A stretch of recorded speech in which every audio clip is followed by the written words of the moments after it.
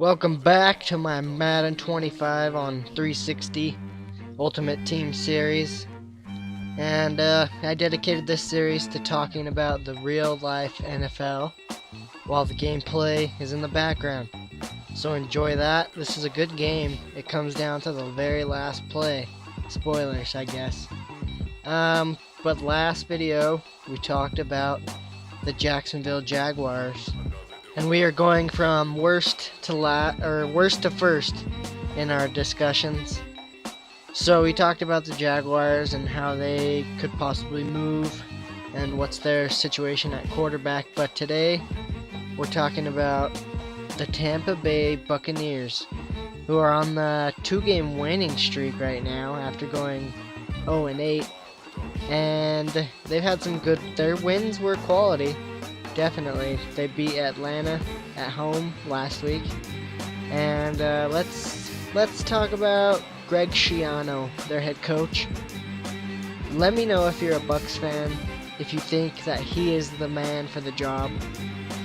He has a way of coaching that is it's an old school mentality, I guess you could say. So he's building his team though. He has Josh Freeman out. And he put his draft pick, Mike Glennon from NC State. He's the new starting quarterback now. And I did watch some of Mike Glennon at NC State last year before the draft. And he did have the arm.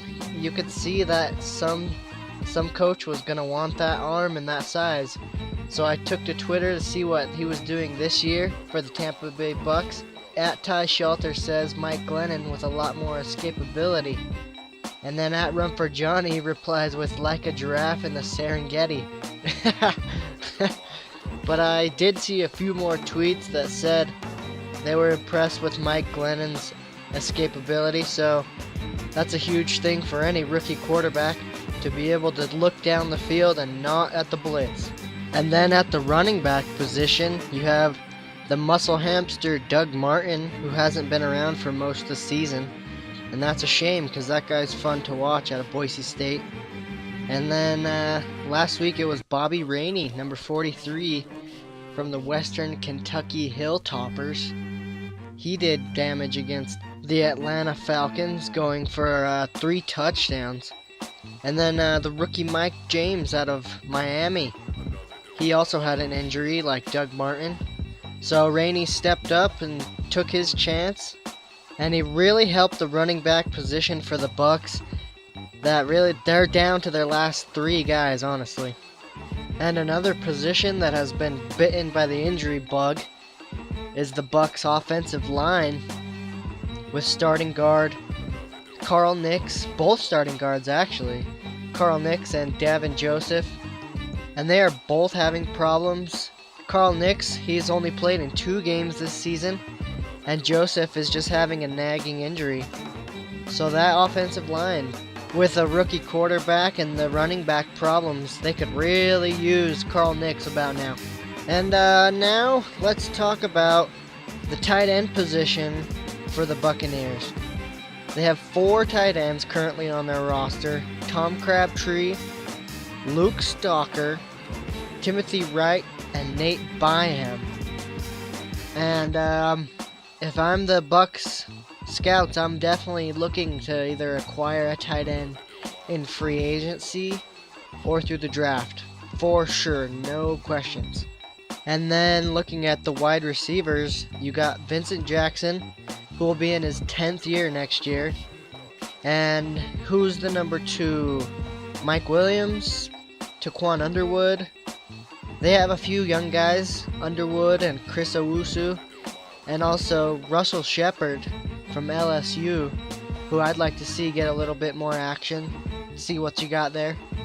And with Mike Williams, I think that contract is pretty hard to move, so he might be sticking around, who knows. So that's the offense, and I think that they are definitely moving in the right direction, but they need a couple more pieces and a little bit more longevity from their stars, and they'll be a decent offense.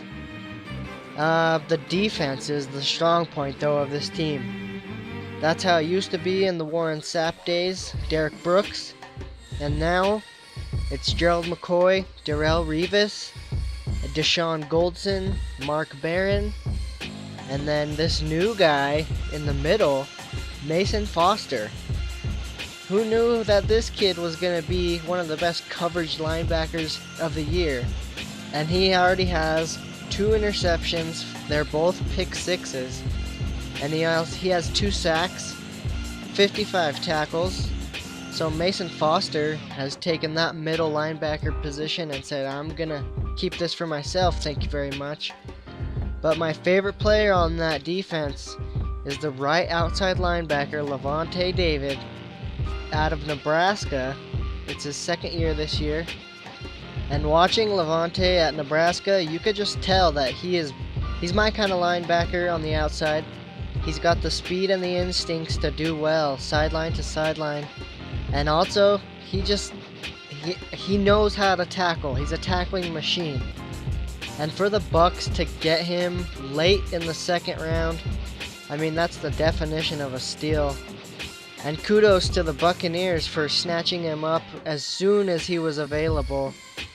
I couldn't believe it when he was still there late in the 2nd round. I was screaming, what? The tape! The tape! And you know that point in the draft where you have a player that you really like, and every pick that goes by, you expect him to go to that team, but somehow he just keeps slipping. So Bucks fans, be happy with Lavonte David. He's the one hell of a linebacker. And with defense being your head coach's strong suit, this defense on paper, it looks strong to me. You have up front Gerald McCoy and Akeem Spence at defensive tackles, but the defensive ends aren't that strong, with Daquan Bowers being hurt. On Adrian Claiborne, he's a starter. But on the other side, you could go somewhere there in the draft with a good pass rusher. You never know. Clowney could be there. I'm just saying. And in the secondary, you have Revis, and then Jonathan Banks, the rookie, who's been kind of up and down this year. But he'll be good. I think he'll be a solid cornerback in this league. And then at the safeties, you have Barron, strong safety, who's going to be good. You already know that. And Deshaun Goldson, who's suspended this week, but he's a very good safety, and he's getting paid big bucks, so he'll have to be able to keep his play up. So those are my thoughts on this year's Buccaneers team. And in the draft, they should have a top 5 pick, so you never know who they'll get to strengthen their team in the NFC South. But go back and look at that last play. Look at that game-winning sack I just had. That was a great instinctual play there. But anyways, thanks for watching this video, guys. Please drop a like for more. And next time, I think we're going to go with the Minnesota Vikings. Peace.